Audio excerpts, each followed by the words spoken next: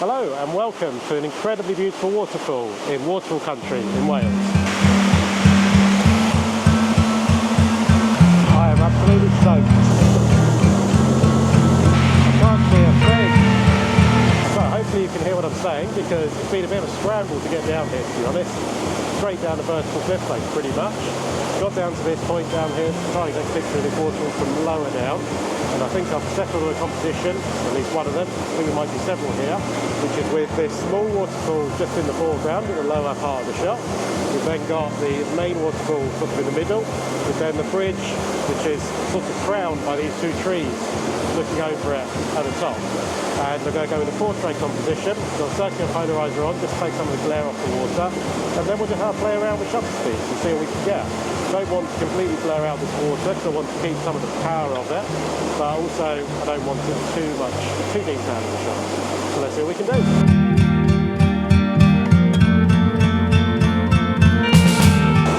What I'm trying to be careful of as a composer is just the edges, just the corners of the shots, just trying to make sure they don't have too many rocks or boring points in them. Focusing on the main waterfall, which is on about f11 or so, we should get everything nicely in focus. And then I'm trying to edit out as much of the sky as possible, because although it's starting to come out with a bit of a nice sky, it's not quite there yet. It's still a bit cloudy, a bit dull, a bit white, a bit boring, and also it's messing up my exposure a little bit because it's too bright. So I might have to do a exposure bracket. We'll see how it goes, but hopefully I can get it all in one shot and get that shutter speed about right. At the moment we're going somewhere between about 1/4 and 1/2 of a second, just to get the movement in that water, and we'll see which one we like best on the computer.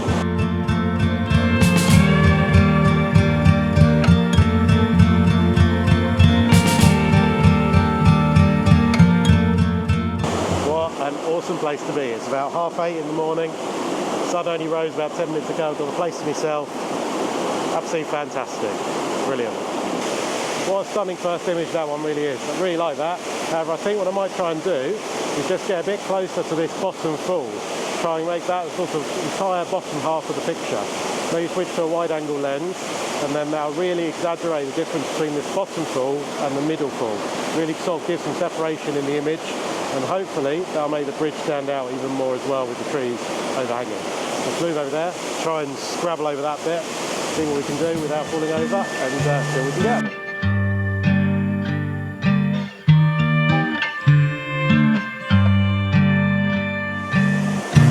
So unfortunately I really want to be a bit closer to this white water in the foreground, just to cover the entire bottom of the image. But I don't think I'll be able to do it without the tripod taking a ride down these slippery rocks, taking the camera down the river. So I think we might have to settle with this, going at about 16mm, swapped over to the wide angle lens, and that's giving it quite a nice image. It's not quite the one I wanted, but I'm not sure it's worth risking the camera for. So every time I was going to set the tripod up, it was just slipping away from me down these rocks, so slippery. So what I've done is I've spread it out, just try and get a bit more stability. Still got my 2-second timer on, just to take out any camera wobble. But at least that means I'm hopefully not going to lose the camera and the lens down the river. So where I've been composing this side of the picture doesn't have too much going on. There's not a lot past the waterfall really. It's all just rocks and dark and grey and gloomy. This side has a bit more interest. You've got the green in the rocks, adding a bit of colour to the right-hand side of the image. So I've really tried to include more of that if possible, and then you've got this stream sort of flowing through, and that really draws your eye in, either from the bottom, and then you go up the levels up towards the bridge at the top, or from the top and you work your way down to this lovely white water at the bottom. Circular polarizer on, just taking the glare off.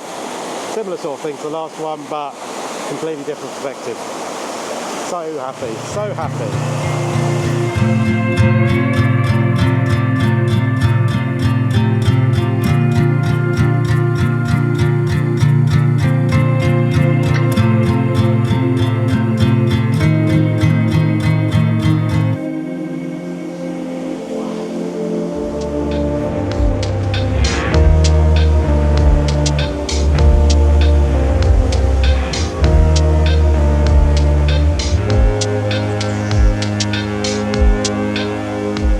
Wonderful way to start a Friday morning. Now I've got some mist rolling in. Might go and see if I can find some woodlands to get some photos of. Maybe find another waterfall. Either way, absolutely beautiful out here. Fantastic. Now, I hope you can hear what I'm saying because the water behind me is incredibly loud. So I've made it down to another waterfall. This one is absolutely spectacular. You can actually walk behind it, which I'll go in a minute.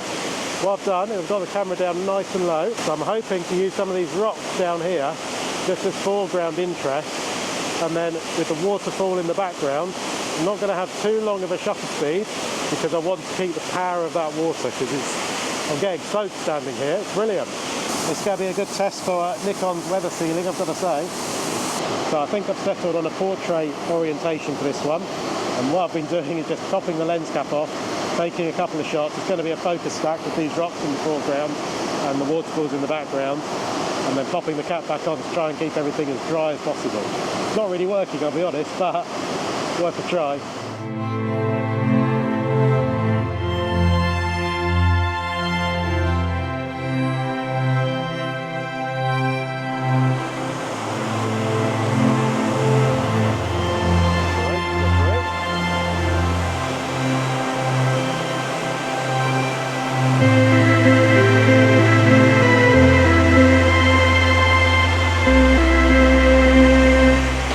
On trusty phone footage, so I don't mind that getting soaked, and this is what it looks like under the waterfall.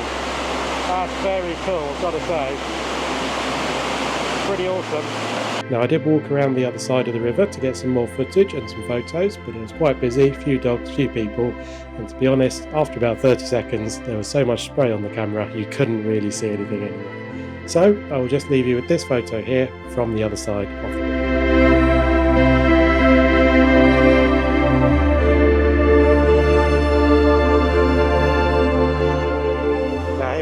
Segwyd Wy Panwa, let's go with that. Fantastic waterfall here, nice and long. It's really giving us some leading lines, sort of leading your eye through the image.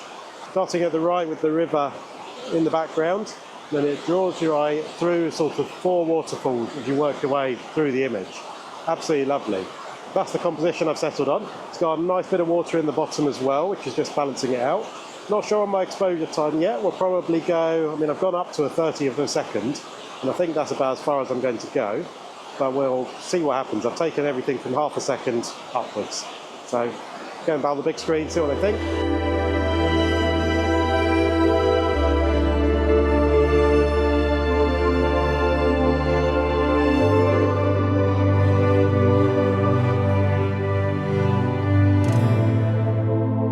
Well, onwards to the next waterfall, which is Iseth Glyn.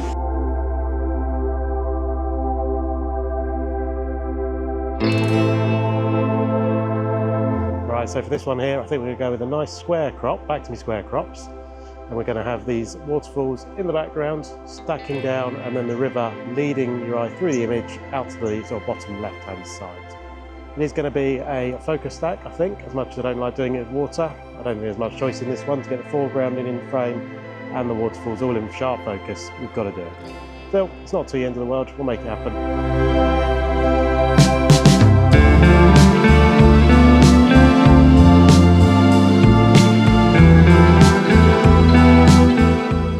Just noticed while I've been filming this, there's a load of rock stacks over there. I might go and see if I can incorporate some of those into the image. See if we can get those, because they look pretty cool to be fair.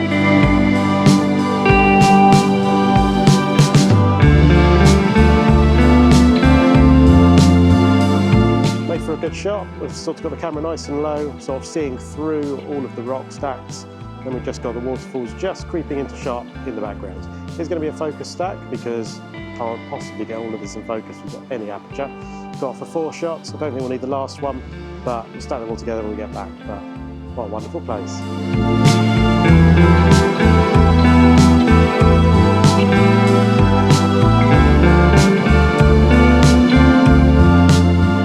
Now for this waterfall here, this one, really powerful. When you've got the ISO at 100, the native shutter speed is about half a second or so. And I just think it just loses all of that rush of water, the power of it is just gone in the photo. You really need something, I don't know, I'm going down to about 40th of a second, something like that.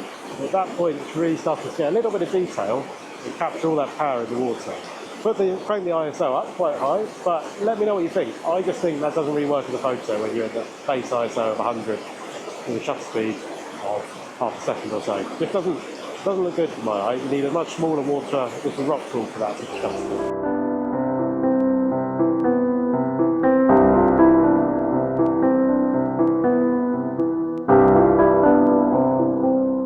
And this is the cave that's been formed by the river flowing into the rock, which then appears about 250 metres further downstream.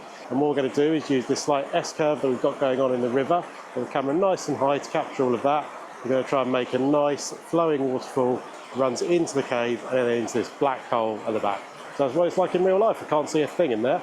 We've got a long exposure, about 20 seconds or so, giving me a nice flowing water, making that water nice and white, really giving a sense of the sort of amount of water that's flowing through here.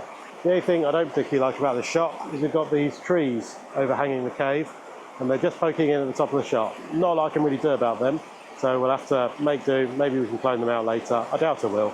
I tend to keep things as natural as they can be, but it's not ideal. No other composition works really, so it's going to have to be what it'll be.